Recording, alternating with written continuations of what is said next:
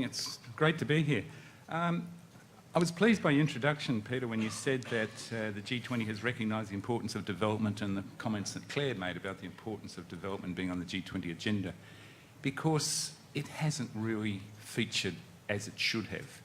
And I just recount an experience quite recently of being at an event very similar to this, a G20 event, where all the issues were being discussed on the agenda and I'm going through it, and on the jobs growth and on the growth target, and going through all the bits and infrastructure and all the aspects of inequality, etc.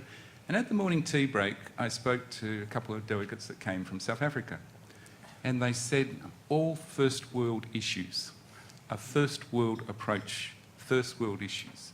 And this is really a problem, I think, that really struck me of the G20, that it does look this way.